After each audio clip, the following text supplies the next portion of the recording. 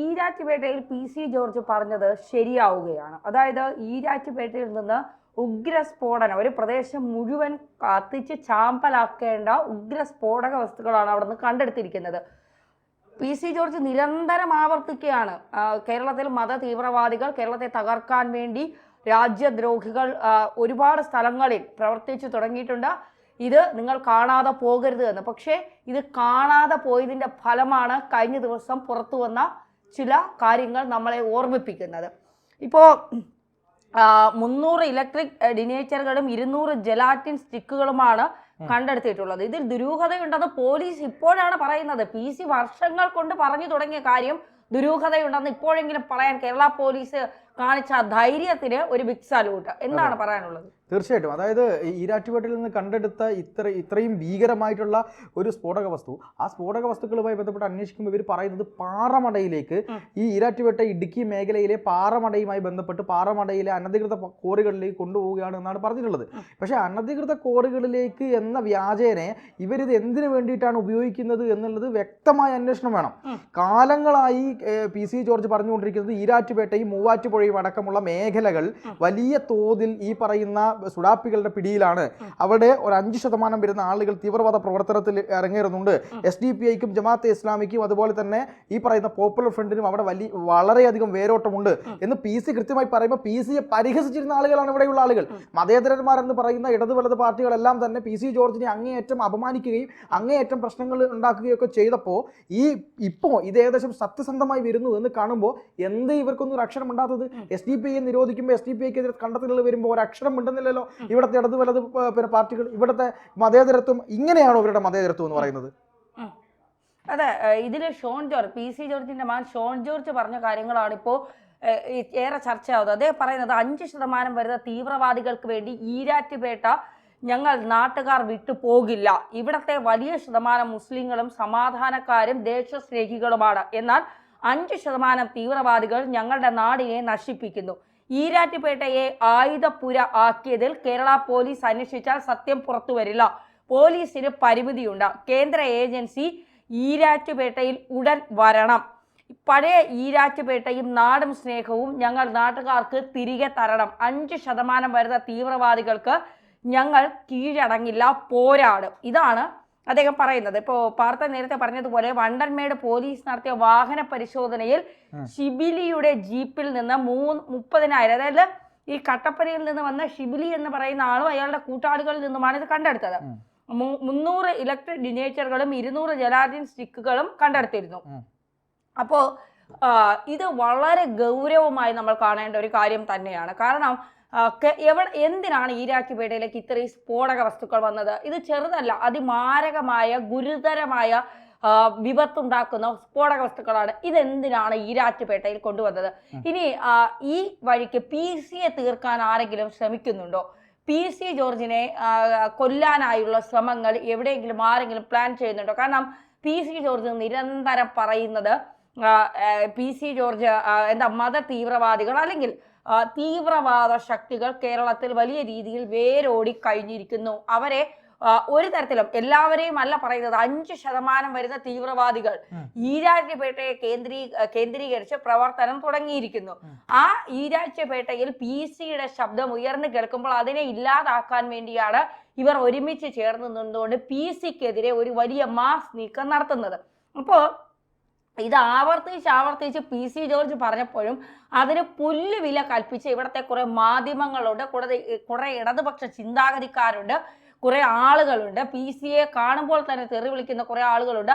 PC George പറയുന്നതിലെ സത്യാവസ്ഥ എന്താണ് എന്ന് മനസ്സിലാക്കാൻ പോലും നിൽക്കാത്ത അന്തിച്ചർച്ച നടത്തുന്ന കുറെ മാധ്യമ സിംഗണികളുമുണ്ട്. ഇവരൊക്കെ ഇപ്പോൾ എന്താണ് ഇതിൽ പറയാനുള്ളത്? ഈരാറ്റുപേട്ടയിൽ നിന്ന് പിടിച്ച മാരകമായ ബോംബുകൾ ഇത് കേരളത്തിന്റെ ഏതെല്ലാം ഭാഗങ്ങളിലേക്ക് കൊണ്ടുപോകാനാണ്, അല്ലെങ്കിൽ ഏതെല്ലാം ഭാഗങ്ങളാണ് ഇവർ നോട്ടമിട്ടിരിക്കുന്നത്?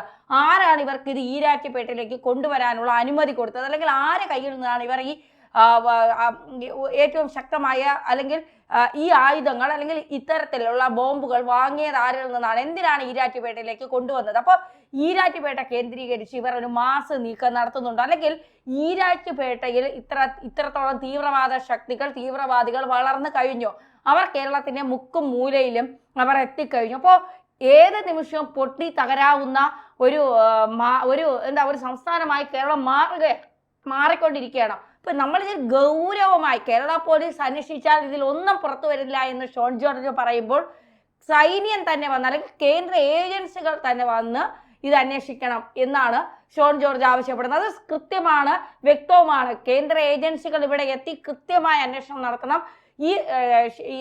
ഇപ്പൊ പിടിക്കപ്പെട്ട ഷിബിലി അടക്കമുള്ളവരുടെ പശ്ചാത്തലം നോക്കണം. അവർക്ക് എവിടെ നിന്നാണ് ഇത് കിട്ടിയത്, ആരിൽ നിന്നാണ് വാങ്ങിയത്, എന്തിനാണ് വാങ്ങിയത്, കേരളത്തിന്റെ മറ്റേതെങ്കിലും ജില്ലകൾ ഇവർ കേന്ദ്രീകരിച്ചിട്ടുണ്ടോ, മറ്റേതെങ്കിലും ജില്ലകളിൽ ഇവർ ഇത്തരത്തിൽ ബോംബ് സ്ഫോടനം നടത്താൻ തീരുമാനിച്ചിരുന്നോ, ഇവരുടെ പിന്നിൽ ആരാണ്, ഏതെങ്കിലും തീവ്രവാദ സംഘടനകളുണ്ടോ, നിരോധിക്കപ്പെട്ട സംഘടനകളുണ്ടോ, അങ്ങനെ നിരവധി ചോദ്യങ്ങൾ ഇവിടെ ബാക്കിയാണ്.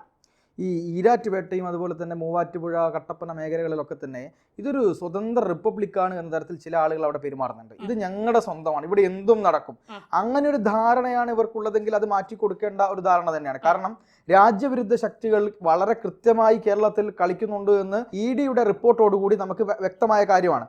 PFI എന്ന് പറയുന്ന സംഘടനയെ ഇവിടെ നിരോധിച്ചു, തീവ്രവാദ പ്രവർത്തനവുമായി ബന്ധപ്പെട്ടാണ് നിരോധിച്ചത്. ഇപ്പോൾ അതിൻ്റെ രാഷ്ട്രീയ രൂപമായിട്ടുള്ള SDPIക്കകത്ത് കേരളത്തിൽ നടക്കുന്നത്, ഇന്ത്യക്കകത്ത് ഇവർ കാട്ടിക്കൂട്ടുന്നത് എല്ലാം തന്നെ രാജ്യവിരുദ്ധ പ്രവർത്തനങ്ങൾക്ക് വേണ്ടിയുള്ള ഫണ്ടിങ് ആണ്. ഗൾഫിൽ നിന്ന് വിവിധ സംഘടനകളുമായി ബന്ധപ്പെട്ട് ഇവർ വലിയ ഫണ്ട് പിരിക്കുന്നുണ്ട് എന്ന കാര്യങ്ങളെല്ലാം ED കൃത്യമായിട്ട് പറയുന്നുണ്ട്.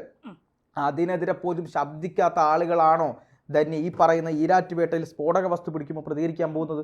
ഏതെങ്കിലും തരത്തിൽ തീവ്രവാദികൾക്കെതിരെ ശബ്ദിച്ചാൽ, വർഗീയവാദികളായിട്ടുള്ള സംഘടനകൾക്കെതിരെ ശബ്ദിച്ചാൽ അതെല്ലാം ഇസ്ലാമോഫോബിയാണ് എന്ന് വരുത്തി തീർക്കുകയല്ലേ. ഞാൻ പറയുന്നത് കേരളത്തിലെ ഇസ്ലാം സമൂഹത്തിന്, ഇസ്ലാമിനെ പിന്തുണയ്ക്കുന്ന, ഇസ്ലാമിനെ സപ്പോർട്ട് ചെയ്യുന്ന കുറേയധികം സംഘടനകളുണ്ട്.